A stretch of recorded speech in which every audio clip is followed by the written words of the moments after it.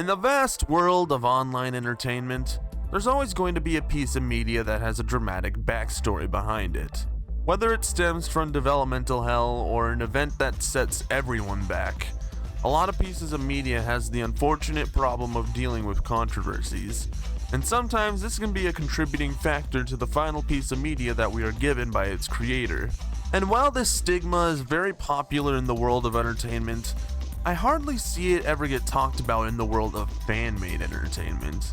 You know, freeware media based off an IP that isn't made by the people who own it, but rather someone who's a fan of that IP. Fan projects have existed for a very long time. Lots really good, and lots really bad. So much so that they actually endure their own controversies.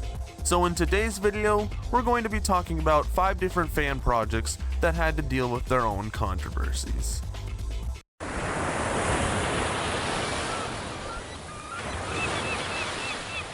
Sonic Omens, formerly known as Sonic 2020, is a fan game developed by Ouroboros Studios. The game would be a Sonic the Hedgehog fan game developed in Unreal Engine 4. The story of the game would have taken place between Sonic Unleashed and Sonic Colors, and would explain why the Chaos Emeralds had discontinued in the other official games.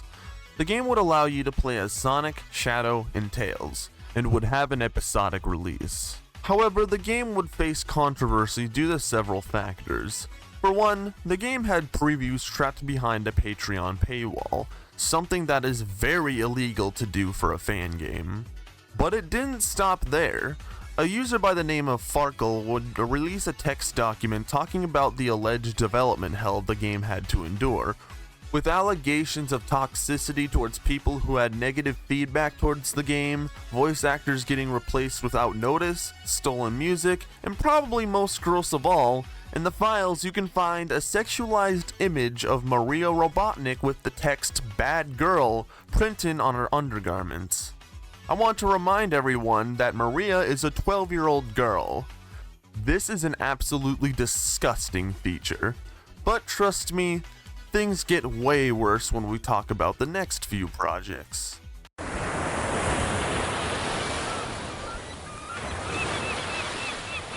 Spider-Man Lotus is a Spider-Man fan film that's meant to be a movie adaptation of the death of Gwen Stacy and the boy who collects Spider-Man. The film would be directed by a young film director by the name of Gavin J. Konop.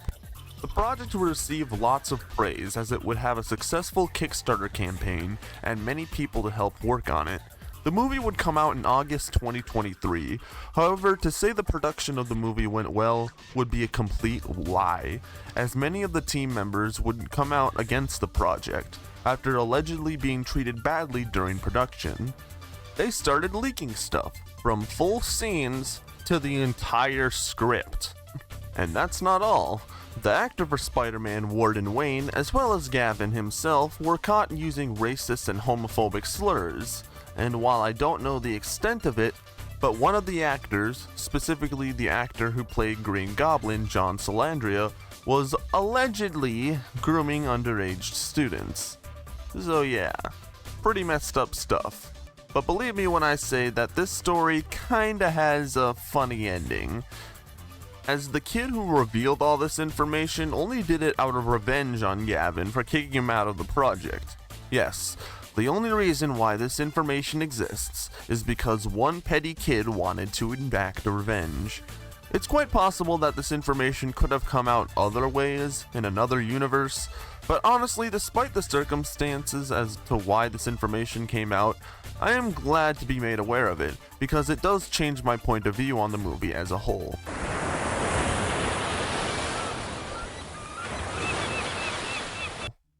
In the land of Five Nights at Freddy's, there lies a plethora of fan games. There's literally hundreds upon thousands of them out there, with Dormitabis being one of them. Developed by user Blackout, Dormitabis is a FNAF fan game. I'm not gonna lie to you, I have never, nor do I intend to play Dormitabis, as it just looks like another generic FNAF fan game to me. However, this sadly isn't your average everyday Five Nights at Freddy's fan game.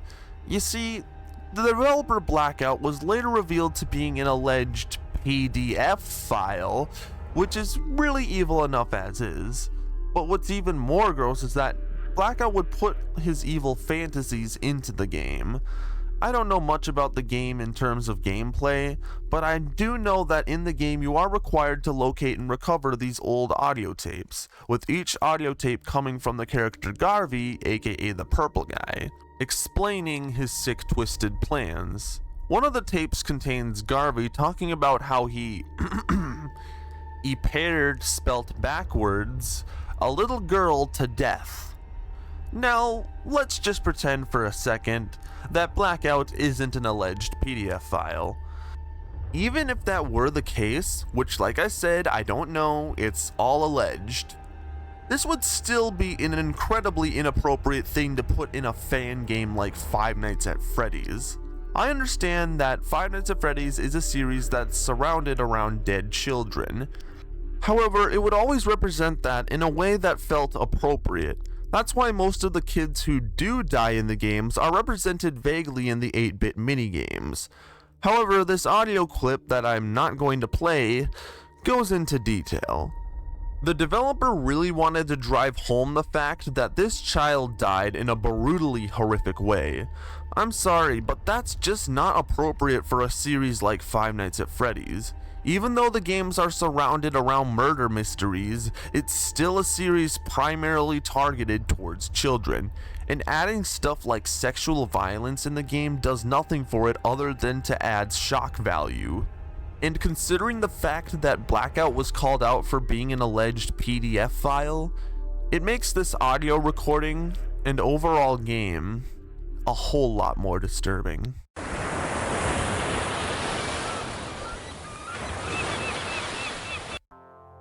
Man, where are all these Sonic games coming from?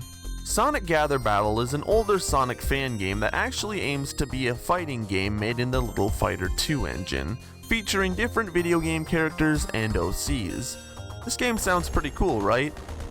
Well, this game unfortunately contains DRM. Now, you're probably wondering, why on earth does a fan game need DRM? Well, the creator of this game, Lemina, was scared of people stealing their sprites, OCs, as well as cheating in the game by any sorts of means. Doing literally any of this will allow the game's creator to log your IP for potential blackmail. This incredibly scummy act would ban Lemina from the Sonic Amateur Games Expo, and rightfully so. Putting any sort of viruses in your fan game is scummy, and if you do that, you definitely deserve to be punished for it. Sadly, this is all I have to say for Sonic Gather Battle. There just isn't a whole lot of information about the game out there. However, this next game I'm going to talk about definitely does.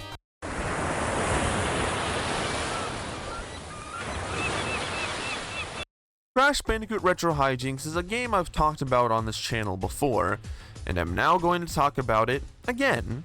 Crash Retro Hijinx is a 3D Crash Bandicoot fan game made in the Unity engine by Finland user Gaius Matlow, aka Gaius the Raptor.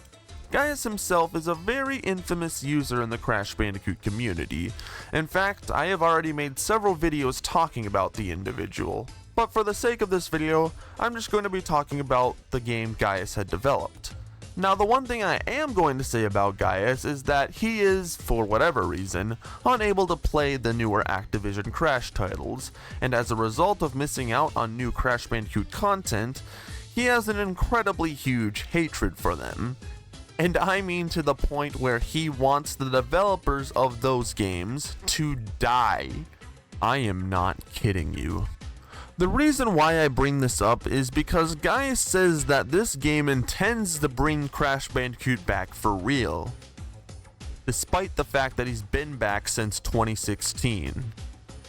But I digress. Crash Bandicoot Retro Hijinx wants to be compared to the official Activision games, as Gaius claims that those games aren't real Crash games. Now, this is already a really bad take to have regarding games you've never played. But what's even worse is that the game had a batch file that deleted Crash Insane Trilogy and Crash Bandicoot 4 It's About Time off your computer if you installed this game. That's right, if Gaius isn't allowed to play the new games, then you aren't either.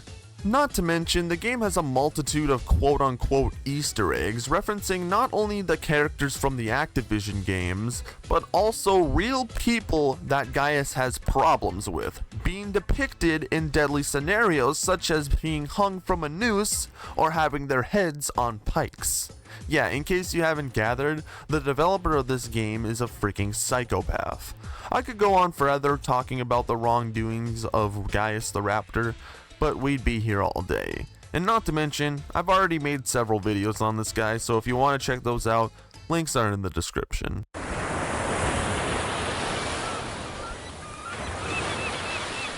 So those were 5 fan projects that underwent severe controversies. If there's anything I've learned from researching all these projects is that just because someone is passionate enough to make a fan project doesn't mean that person is okay in the head. One common theme that you see with these projects is the cancel culture. Sometimes when a project gets a lot of clout and something negative comes out from the creators, it pretty much ruins any potential success that project may have had, regardless if it was good or not. It really is a damn shame because you can tell that these projects were made by talented people. However, if R. Kelly taught us anything, it's that you can be an extraordinarily talented person while also being a really scummy one, which is sad. I want to give a very special thanks to Tri-Realm for the $1 donation. If anyone else wants to donate, you can join the channel memberships and get exclusive perks and content not seen on the main channel. Ooh, I don't know why I said it like that. I feel really weird now. Oh, so for all the viewers that are still here and not scared away from that, I'm the Lotus 17. Thanks for watching.